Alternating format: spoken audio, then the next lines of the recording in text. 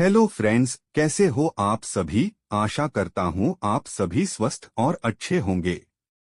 दोस्तों, छत्तीसगढ़ सामान्य ज्ञान की यह क्लास 8 है। अगर आप अपना छत्तीसगढ़ जीके को अच्छा करना चाहते हो तो क्लास पूरा अटेंड कीजिएगा। चलिए बिना देरी करें आज की क्लास शुरू करते हैं। प्रश्न नंबर 1। छत्तीसगढ़ राज्य का उच्च न्यायालय स्थित है। ए. रायपुर में, बी. बिलासपुर में, सी. रायगढ़ में, डी. दुर्ग में।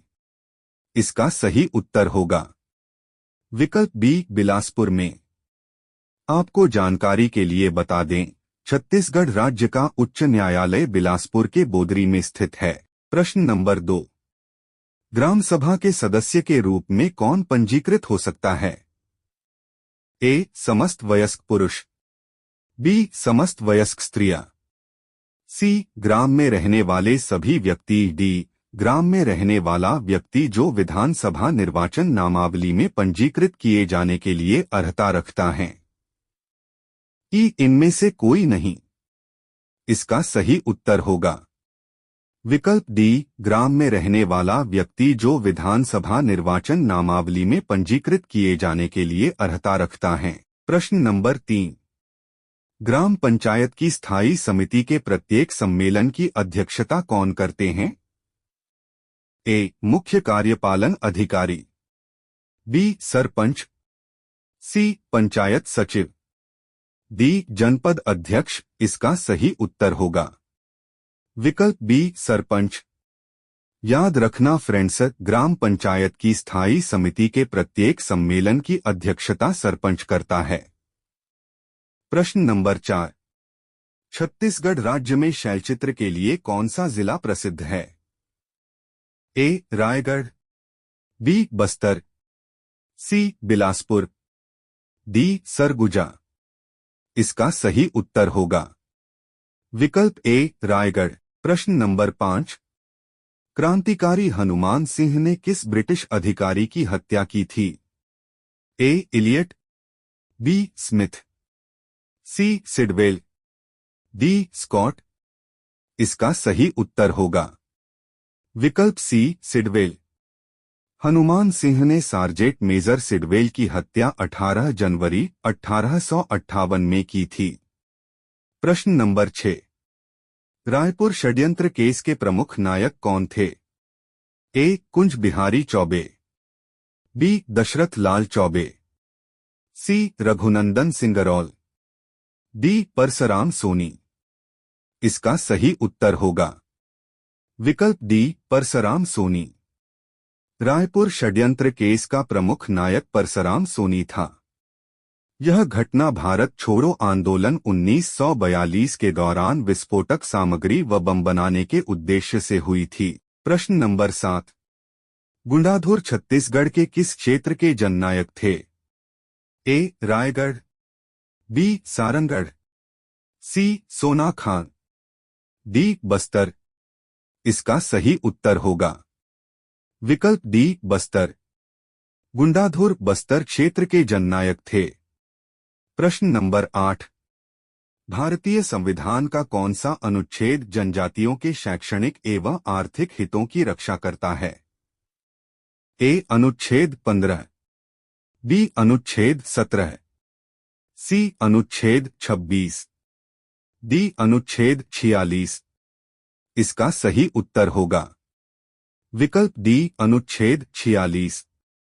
भारतीय संविधान का अनुच्छेद 46 जनजातियों के शैक्षणिक एवं आर्थिक हितों की रक्षा करता है। प्रश्न नंबर 9। छत्तीसगढ़ की सबसे साक्षर जनजाति है। ए. बिंझवार, बी. उराम, सी. कंवर, डी. भतरा। इनमें से कोई नहीं। इसका सही उत्तर होगा विकल्प बी, उराम।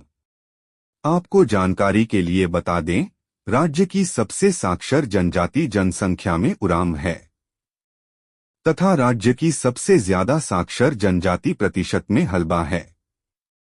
प्रश्न नंबर 10। छत्तीसगढ़ी नाचा के प्रवर्तक कौन थे। ए. केदार यादव, बी रामचंद्र देशमुख, सी दुलार सिंह मंदराजी, डी झाड़ूराम देवांगन। इसका सही उत्तर होगा विकल्प सी दुलार सिंह मंदराजी। आपको जानकारी के लिए बता दें, छत्तीसगढ़ के प्रसिद्ध लोकनाट्य नाचा के भीष्म पितामह दुलार सिंह मंदराजी को माना जाता है। प्रश्न नंबर 11, कमरछठ यानी हलषष्ठी व्रत कौन रखती हैं? ए कुंवारी कन्या, बी सुहागिन स्त्रियां, सी संतानवती माताएं, डी विधवा महिलाएं। इसका सही उत्तर होगा विकल्प सी संतानवती माताएं। कमरछठ व्रत संतानवती माताएं रखती हैं। प्रश्न नंबर 12, बस्तर में दशहरा के अवसर पर किसकी पूजा की जाती है? ए बमलेश्वरी देवी, बी दंतेश्वरी देवी, सी चंद्रहासिनी देवी, डी महामाया देवी। इसका सही उत्तर होगा विकल्प बी दंतेश्वरी देवी। बस्तर दशहरा के अवसर पर दंतेश्वरी देवी की पूजा की जाती है। प्रश्न नंबर 13, छत्तीसगढ़ में फाग गीतों में किस वाद्य यंत्र का विशेष रूप से प्रयोग होता है? ए खजरी, बी नगाड़ा, सी अलगोजा, डी करताल।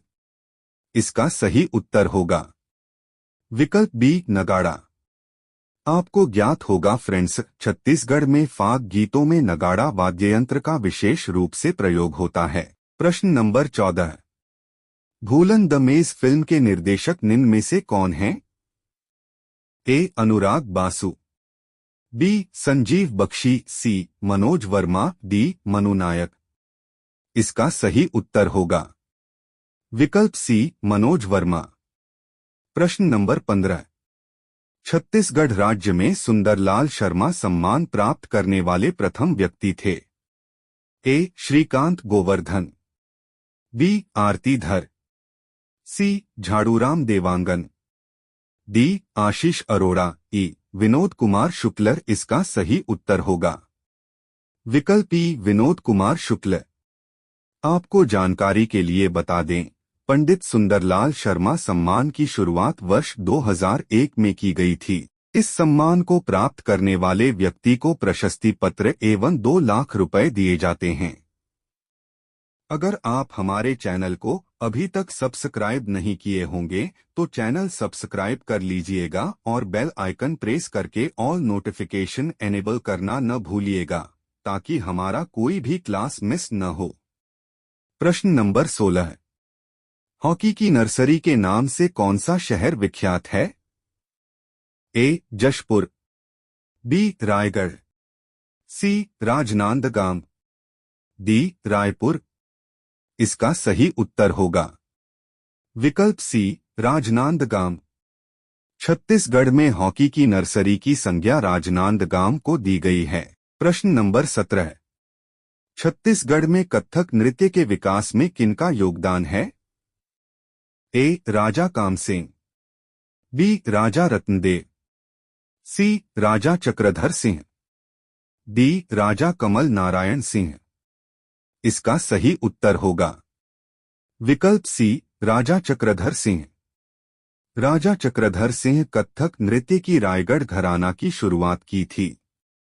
प्रश्न नंबर 18, छत्तीसगढ़ी भाषा के पाणिनि जिन्होंने छत्तीसगढ़ी का प्रथम व्याकरण लिखा वे कौन थे?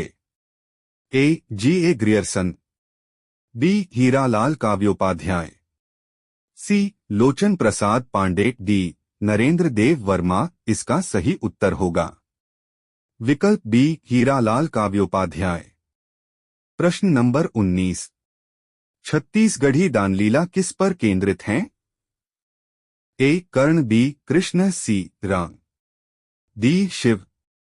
इसका सही उत्तर होगा विकल्प बी कृष्ण। आपको जानकारी के लिए बता दें, छत्तीसगढ़ी दानलीला ग्रंथ की रचना पंडित सुंदरलाल शर्मा ने की है। प्रश्न नंबर 20, छत्तीसगढ़ी चुटुर चुटुर का अर्थ है? ए अधिक बोलना, बी धीरे धीरे गिरना, सी आगे आगे आना, डी धीरे धीरे खटखटाना। इसका सही उत्तर होगा विकल्प ए अधिक बोलना। छत्तीसगढ़ी शब्द चुटुर चुटुर का अर्थ अधिक बोलना होता है। प्रश्न नंबर 21। रानी कीरा होना छत्तीसगढ़ी मुहावरा के मतलब होते। ए कीरा असन व्यवहार करना। बी रानी बन के तंगाना। सी रानी लकीरा काटना। डी सुख सुविधा में पलना।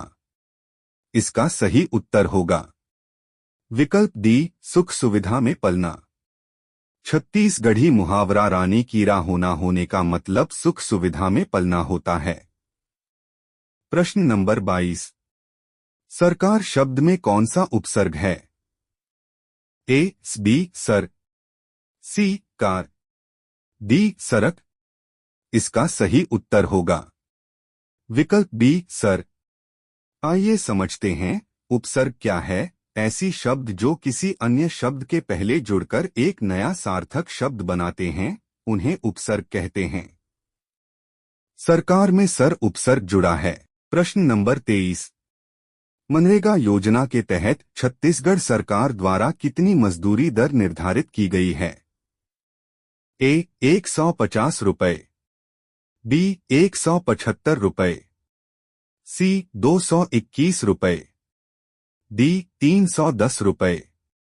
इसका सही उत्तर होगा विकल्प सी 221 रुपए। अप्रैल 2023 से राज्य सरकार ने मनरेगा मजदूरी दर 221 रुपए प्रति दिवस निर्धारित की है और राज्य सरकार द्वारा मनरेगा मजदूरों को 150 दिवस का रोजगार उपलब्ध कराया गया है। प्रश्न नंबर 24। छत्तीसगढ़ शासन द्वारा महिला एवं स्वसहायता समूह के लिए प्रारंभ योजना है। ए डीमार्ट योजना। बी सीमार्ट योजना। सी ईमार्ट योजना। डी एमार्ट योजना। इसका सही उत्तर होगा विकल्प बी सीमार्ट योजना। सीमार्ट योजना का शुभारंभ 10 जनवरी 2022 को किया गया था। इस योजना का उद्देश्य गांव में तैयार होने वाले विभिन्न उत्पादों को नया बाजार देना, ग्रामीण अर्थव्यवस्था को आर्थिक मजबूती देने, रोजगार के अवसर में वृद्धि करना। प्रश्न नंबर 25। किसानों से ली जाने वाली बेगारी की प्रथा के विरुद्ध छत्तीसगढ़ में सबसे पहले किसने आवाज उठाई? ए पंडित सुंदरलाल शर्मा। बी सेवता ठाकुर। सी पंडित रविशंकर शुक्ल। डी खूबचंद बघेल। इसका सही उत्तर होगा विकल्प बी सेवता ठाकुर। बेकार विरोधी आंदोलन का नेतृत्व सेवता ठाकुर ने वर्ष 1879 से 80 में किया था। यह आंदोलन मुख्यतः राजनांदगांव में हुआ था। प्रश्न नंबर 26। छत्तीसगढ़ में कलचुरी वंश की 2 शाखाएं कौन सी थी? ए रतनपुर और रायपुर। बी रायपुर और सिरपुर। सी रतनपुर और अमरकंटक। डी रायपुर और अमरकंटक। इसका सही उत्तर होगा विकल्प ए रतनपुर और रायपुर। छत्तीसगढ़ में कलचुरियों की 2 शाखाएं रतनपुर और रायपुर शाखा विद्यमान थी। प्रश्न नंबर 27। चीनी यात्री भैंसांग ने सिरपुर की यात्रा कब की थी? ए 5वीं सदी में। बी 6वीं सदी में। सी 7वीं सदी में। डी 8वीं सदी में। इसका सही उत्तर होगा विकल्प सी 7वीं सदी में। प्रश्न नंबर 28। छत्तीसगढ़ में एक जूट उत्पादक क्षेत्र कहाँ स्थित है? ए चांपा। बी सारंगढ़। सी रायगढ़। डी बस्तर। इसका सही उत्तर होगा विकल्प सी रायगढ़। छत्तीसगढ़ में रायगढ़ जिला जूट उत्पादक क्षेत्र है। आपको बता दें, रायगढ़ में मोहन जूट मिल की स्थापना 1935 में हुई थी। प्रश्न नंबर 29। चाकेर बांध कहाँ स्थित है? ए कबीरधाम। बी बिलासपुर। सी रायगढ़। डी बस्तर। इसका सही उत्तर होगा विकल्प ए कबीरधाम। याद रखिएगा फ्रेंड्स, चाकेर बांध कबीरधाम जिले में स्थित है। प्रश्न नंबर 30। कोंडागांव किस नदी के तट पर स्थित हैं?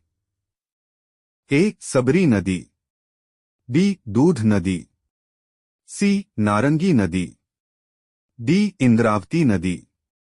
इसका सही उत्तर होगा विकल्प सी, नारंगी नदी।